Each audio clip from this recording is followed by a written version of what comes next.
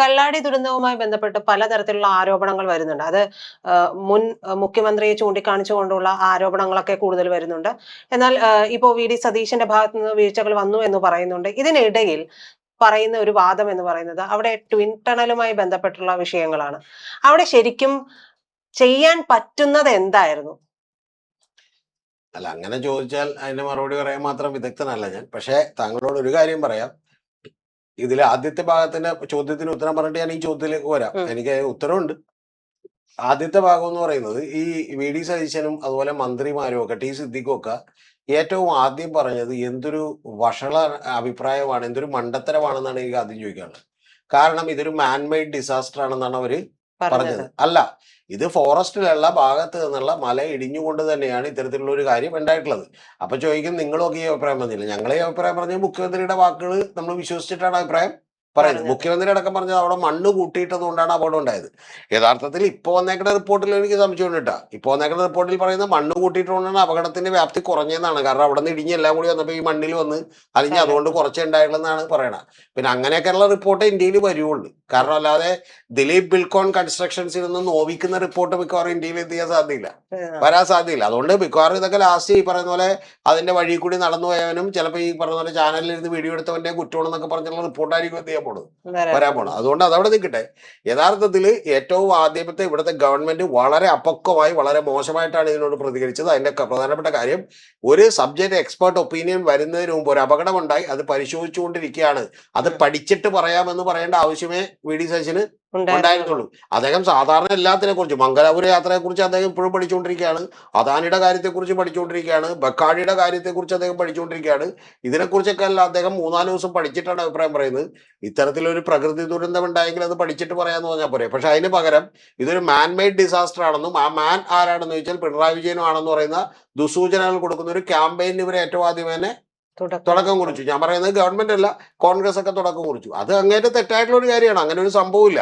യഥാർത്ഥത്തിൽ ഇവരുടെ കഴിവുകേടുണ്ട്. ആ കഴിവുകേട് എന്താണ്? അവിടെ നിന്ന് മണൽ മാറ്റാൻ കോൺട്രാക്ടർ ഏജൻസികളോട് പറഞ്ഞാൽ ആ കോൺട്രാക്ടർ മാറ്റണം. ആ മാറ്റിച്ചില്ലെങ്കിൽ ഇത് ഇവരുടെ കുഴപ്പമാണ്. അതവിടെ നിൽക്കട്ടെ. ഇനി താങ്കൾ പറഞ്ഞ ട്വിൻ ടണൽ, ഇതിനെക്കുറിച്ച് ഞാൻ ഒരുപാട് ലേഖനങ്ങളും അതുപോലെ ആർട്ടിക്കിളുകളൊക്കെ നോക്കിയിരുന്നു. നമ്മുടെ സുഹൃത്തുക്കളായിട്ടുള്ള പല ആളുകൾ, ഇപ്പൊ കെ എ ഷാജി അടക്കം അല്ലെങ്കിൽ എം.ജി. രാധാകൃഷ്ണൻ പോലുള്ള പ്രഗത്ഭരായിട്ടുള്ള മാധ്യമ പ്രവർത്തകരടക്കം ഇതൊരു ടണൽ നമുക്കവിടെ സ്വീകാര്യമല്ല, യോജിക്കുന്നതല്ല എന്നൊക്കെയാണ് എഴുതിയിട്ടുള്ളത്. അതുപോലെ തന്നെ നിരവധി പരിസ്ഥിതി പ്രവർത്തകർ, നമുക്കറിയാവുന്ന ആളുകളൊക്കെ തന്നെ ഇതിനെതിരാണ്. പക്ഷെ ഇതിൽ കഴിഞ്ഞ ദിവസം നമ്മുടെ വി.ഡി. സതീശനുമൊക്കെ അത്തരത്തിലൊരു രക്തസാക്ഷി പരിവേഷമെടുത്ത് അണിയുന്നത് കണ്ടു. ഞാനടക്കം ഈ ടണലിന് എതിരാണെന്ന് പറഞ്ഞപ്പോൾ നിങ്ങളൊക്കെ എന്നെ ക്രൂശിച്ചില്ലേ എന്നുള്ളത് പറഞ്ഞു. ഞാൻ അങ്ങനെ വിചാരിക്കുന്നില്ല. അതിന്റെ പ്രധാനപ്പെട്ട കാര്യം എന്താണെന്ന് വെച്ചാൽ, ഇപ്പൊ ഏതാണ്ട് 80-82 കിലോമീറ്ററോളം വരുന്ന ടണലുകൾ 91 പണിതതാണ് ഈ കൊങ്കൺ റെയിൽവേ കോർപ്പറേഷൻ എന്ന് പറയുന്ന കമ്പനി പണിത് കഴിഞ്ഞതാണ്.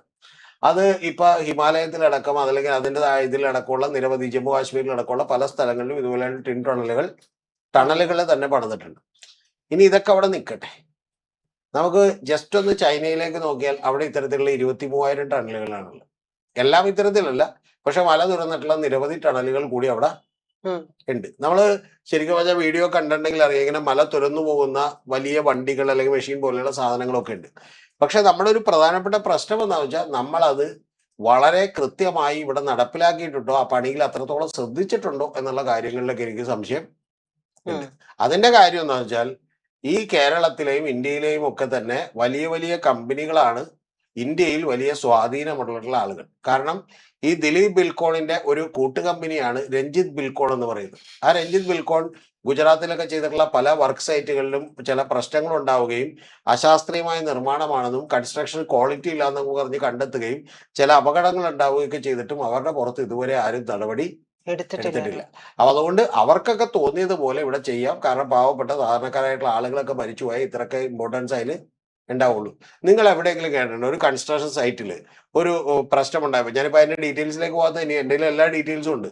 ഈ ഇലക്ട്രൽ ബോണ്ട് കൊടുത്ത കമ്പനികൾ എങ്ങനെയൊക്കെയാണ് പെരുമാറിയിട്ടുള്ളത്. ഒരു കമ്പനി അവരുടെ വർക്ക് സൈറ്റിൽ 4 പേര് മരിച്ചുപോയി. അവർക്കെതിരെ കേസെടുത്തില്ല. കാരണം എന്താണെന്ന് വെച്ചിട്ടുണ്ടെങ്കിൽ അവർ ഇലക്ട്രൽ ബോണ്ട് വഴി പണം കൊടുത്തിരുന്നു.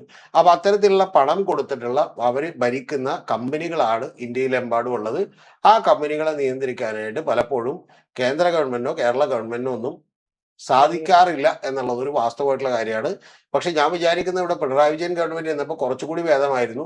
മണ്ണ് മാറ്റണം എന്ന് പറഞ്ഞാൽ മണ്ണൊന്നും മാറ്റാതിരിക്കുന്ന വിഷയം ഉണ്ടാവില്ലല്ലോ. ഉണ്ടാവില്ല. പക്ഷെ ഇത് അതല്ല, ഇത് ഇവിടെ കുറച്ചുകൂടി ഇപ്പൊ ലൂസായിട്ടുണ്ട് എന്നുള്ളതാണ് ഞാൻ വിചാരിക്കുന്ന ഒരു കാര്യം. അതുകൊണ്ട് ഈ ചൈനയിലൊക്കെ ഇത് പണിയാമെങ്കിൽ അത്തരത്തിലുള്ള ടെക്നോളജികൾ ഉപയോഗിച്ചുകൊണ്ട് നമ്മളിവിടെ ഇത് പണിയാം. സാർ, നമ്മുടെ മുമ്പിൽ ഈ ഗാഡ്ഗിൽ റിപ്പോർട്ടും ഒക്കെ ഉണ്ടല്ലോ, അവിടുത്തെ മണ്ണ് ഗാഡ്ഗിൽ അതിന് പറ്റിയതല്ല എന്നൊക്കെ ഉള്ളത്. ഗാഡ്ഗിലിന്റെ റിപ്പോർട്ടൊക്കെ ശരിയാണ്. പക്ഷെ പ്രധാനപ്പെട്ട ഒരു കാര്യം എന്ന് പറഞ്ഞാൽ ഒരു പ്രാക്ടിക്കൽ നിലപാടുകൾ എടുക്കുമ്പോൾ നമ്മളിപ്പോ നാളെ അവിടെയുള്ള ആളുകളോട് നിങ്ങൾ പുറത്തേക്കും വരണ്ട, നിങ്ങൾ എന്ത് ചെയ്തു അവിടെ തന്നെ ജീവിച്ചോ, ഒരു വിധത്തിലുള്ള കേടുപാടും പറ്റണ്ട എന്നൊക്കെ പറയുന്നത് പ്രാക്ടിക്കലി അത്ര പോസിബിൾ ആയിട്ടുള്ള ഒരു കാര്യം അല്ല. അങ്ങനെയാണെങ്കിൽ അവിടുത്തെ ഇപ്പൊ 5000-ഓളം റിസോർട്ടുകളുണ്ട്. ഈ 5000-ഓളം റിസോർട്ടുകളിൽ മഹാഭൂരിപക്ഷവും തന്നെ ഇതുപോലെ അനധികൃതമായിട്ടൊക്കെ പണിതിട്ടുള്ള നിരവധി പണികൾ അവിടെ നടക്കുന്നുണ്ട്. ഇപ്പൊ നമ്മുടെ ഇവിടെ ഡാം പോലും കിട്ടിയേക്കണത് അത്തരത്തിലുള്ള പ്രശ്നങ്ങളുണ്ട്. ഇപ്പൊ അങ്ങനെയാണെങ്കിൽ നമ്മൾ എല്ലാ ഡാമും ഇടിച്ചോടിച്ച് കളയേണ്ടി വരും. കാരണം പ്രജിത അറിയേണ്ടത് വെള്ളത്തെ തടഞ്ഞു നിർത്തുന്നു എന്ന് പറയില്ലേ, അത് പ്രകൃതിക്കെതിരാണ്. വെള്ളം അതിന്റെ നാച്ചുറൽ കോഴ്സിലൂടെ ഓടുക എന്നുള്ളതല്ലാതെ ഡാം കെട്ടി വെള്ളം തടഞ്ഞു നിർത്തിയാൽ സ്വാഭാവികമായിട്ട് എന്തെങ്കിലും ഒരു ഡാം പൊട്ടിയാൽ ബാക്കിയുള്ള ഡാമുകളടക്കം പൊട്ടുന്ന അവസ്ഥ കേരളത്തിൽ ഉണ്ടാവും. ഉണ്ടാവും. അപ്പൊ അത്തരം കാര്യങ്ങൾ ശരിയാണ്. പക്ഷെ ഞാൻ പറയുന്നത് മറ്റ് വിദേശ രാജ്യങ്ങളിൽ ഇപ്പൊ ചൈന പോലെയുള്ള രാജ്യങ്ങളിലൊക്കെ തന്നെ ഇത് കുറെ കൂടി ശാസ്ത്രീയമായി നടപ്പിലാക്കുന്നുണ്ട്. ആ നടപ്പിലാക്കുന്നത് പോലെയുള്ള പ്രദേശമാണോ ഇത് എന്നുള്ളതൊക്കെ വളരെ ഗംഭീരമായ പഠനം നടന്നിട്ടുണ്ടോ ഇല്ലെന്നും നമുക്കറിയില്ല. അപ്പൊ ഞാൻ തന്നെ ഏറ്റവും ആദ്യം ഞാനാണ് ഒരു ചർച്ചയിലിരുന്ന് പറയുന്നത്, ജിയോളജിക്കൽ സർവേ ഓഫ് ഇന്ത്യ അവിടെ ഒരു പഠനം നടത്തുകയും അത് 118 പേജിന്റെ ഒരു റിപ്പോർട്ട് പ്രസിദ്ധീകരിക്കുകയും ചെയ്തിട്ടുണ്ട്. അപ്പൊ അത്തരത്തിലുള്ള റിപ്പോർട്ടുകൾ എടുത്ത് കുറെ കൂടി അവധാനതയോടുകൂടി പഠിക്കണം. പക്ഷെ അതിന്റെ അർത്ഥം ഇതൊന്നും നടപ്പിലാക്കണ്ട എന്നുള്ളതല്ല, ഇത് കുറെ കൂടി കൃത്യമായിട്ട് നടപ്പിലാക്കണം. കാരണം താങ്കൾ വയനാട്, ഞാൻ കഴിഞ്ഞ 2024 ജനുവരി 1-ാം തീയതി ഞാൻ അവിടെ ഉണ്ട് വയനാട്. അങ്ങോട്ട് പോയത് ഓക്കെ, അങ്ങോട്ട് പോയപ്പോ തന്നെ ഒരു 3-4 മണിക്കൂർ അതിൽ കിടന്നിട്ടാണ് പോയത്. ഒരു ഡിസംബർ 31-ാം തീയതി. അവിടെ റൂമൊന്നും കിട്ടാനില്ലായിരുന്നു. പിന്നെ ഞാനായതുകൊണ്ടാണ് ഒരു റൂം അവിടെ കിട്ടിയത് വൈത്തിരി. അതിനുശേഷം തിരിച്ച് അവിടെ നിന്ന് ഇങ്ങോട്ട് ഇറങ്ങി വരുമ്പോഴുള്ള സിറ്റുവേഷൻ എന്താണെന്ന് അറിയോ പ്രജിത? ഒരു 3-4 മണിക്കൂർ വൈകിയത് കൊണ്ട് കോഴിക്കോട് എത്തി റൂം എടുക്കേണ്ടി വന്നു. അല്ലെങ്കിൽ ഞാൻ അവിടെ നിന്ന് നേരെ ഇങ്ങോട്ട് പോരാമെന്നാണ് വിചാരിച്ചിരുന്നത്. പക്ഷെ കോഴിക്കോട് എത്തി റൂം എടുത്തിട്ട് പിന്നെ പിറ്റേ ദിവസമാണ് ഇങ്ങോട്ട് പോകുന്നത്. അപ്പൊ അത്രയും ഡിലേ ആണ് അവിടെ ഉണ്ടാവുന്നത്. അപ്പൊ അതിനുള്ള പ്രായോഗികമായിട്ടുള്ള പരിഹാരം എന്താണ് എന്നുള്ളത് നമ്മൾ കൃത്യമായി ആലോചിക്കണം. ഇനി ടണൽ വേണ്ടെങ്കിൽ വേണ്ട, നേരെ നിലമ്പൂർ വഴിയോ അല്ലെങ്കിൽ വേറെ ഏതെങ്കിലും വഴിയോ. അപ്പൊ അവരെ ഫോറസ്റ്റ് ഭൂമിയൊക്കെയാണ്, അവിടെ ഇതുപോലെ പെർമിഷൻ കിട്ടില്ല എന്നതിന് വഴിക്ക്.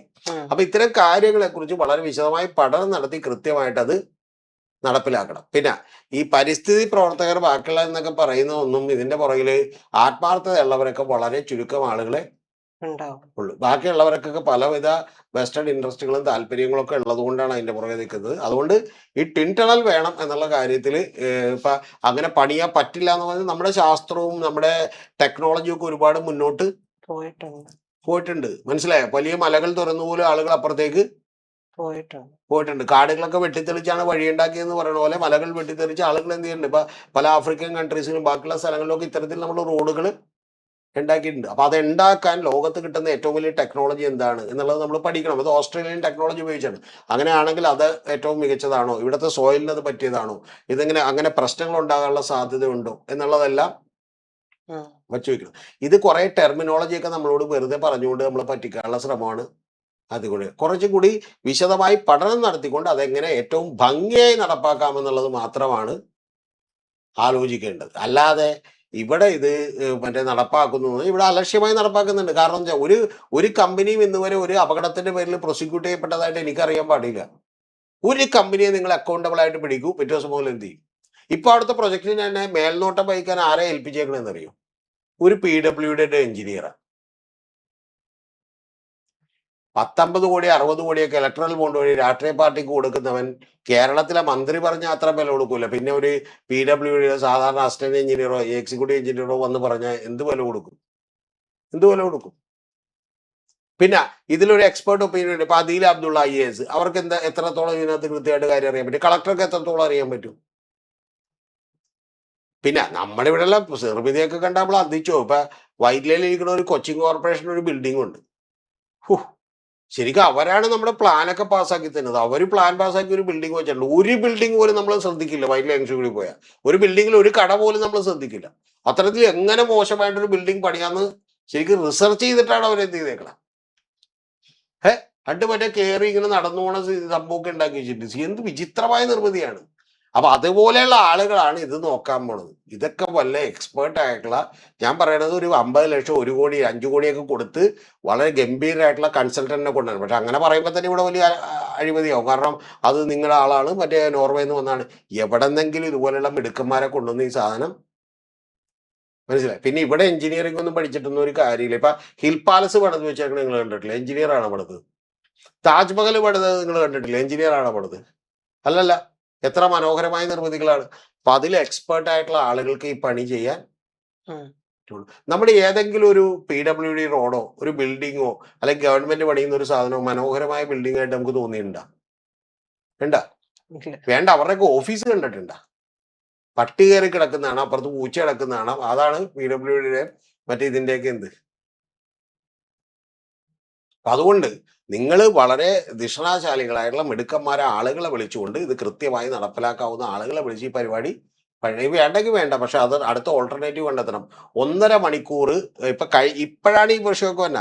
ഇതിന് തൊട്ട് മുമ്പ് PK ബഷീർ നിയമസഭയിൽ കൊടുത്തിട്ടുള്ള പൊതുമരാമത്ത് വകുപ്പ് മന്ത്രി കൊടുത്തിട്ടുള്ള മറുപടി ഉണ്ട്. ആ മറുപടിയിൽ ഇതിന്റെ ഗുണഗണങ്ങളൊക്കെ വർണ്ണിക്കുകയാണ്. ഏത് 1.5 മണിക്കൂറെങ്കിലും നമുക്ക് ദൈർഘ്യം കുറച്ച് കിട്ടും, 19 കിലോമീറ്റർ നമുക്ക് കുറച്ച് കിട്ടും. അതുപോലെ ശരിക്കും പറഞ്ഞാൽ ഹോസ്പിറ്റലുകളിലേക്ക് ആളുകൾക്ക് പ്രത്യേകിച്ച് എത്താൻ പറ്റും. കൂടാതെ വിനോദസഞ്ചാരികൾക്ക് പൊടുന്നനെ അങ്ങോട്ട് എത്താൻ പറ്റും. അപ്പോൾ വിനോദസഞ്ചാരം വർദ്ധിക്കും. അപ്പോൾ ആളുകൾക്കൊക്കെ വലിയ വരുമാനം കിട്ടും.